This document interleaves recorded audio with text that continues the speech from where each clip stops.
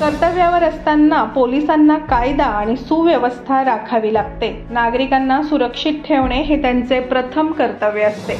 याच कर्तव्यातून एका पोलीस हवालदाराच्या कुटुंबाने त्यांच्या मृत्यूनंतरही समाजाचे भान राखत अवयव दान केले आहे। त्यांच्या या दानामुळे तिघांना नवीन आयुष्य मिळाले आहे। लवकरच दोघांना दृष्टी मिळणार आहे। चंद्रपूर येथील रहिवासी सेवानिवृत्त पोलीस हवालदार अरुण भटवलकर वय वर्ष 60 या अवयवदात्याचे नाव। काही दिवसांपूर्वी घरी असताना अचानक त्यांना उलट्या होऊ लागल्या। भोवळ येऊन ते खाली पडले।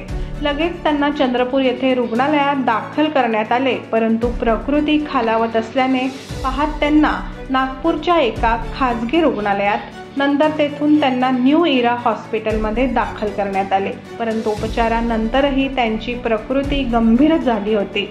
डॉक्टरांच्या एका चमूने त्यांची तपासणी करून ब्रेन डेड घोषित केले। याची माहिती त्यांच्या पत्नी मधुरी व 5 मुलींनी दिली। सोबतच अवयवदानाविषयी समुपदेशन देखील केले। अचानक झालेल्या या घटनेमुळे त्यांना धक्का बसला, मात्र त्या दुःखातही त्यांच्या पत्नी आणि मुलींनी अवयवदानाचा निर्णय घेतला। विभागीय प्रत्यारोपण समितीला त्याची माहिती देण्यात आली।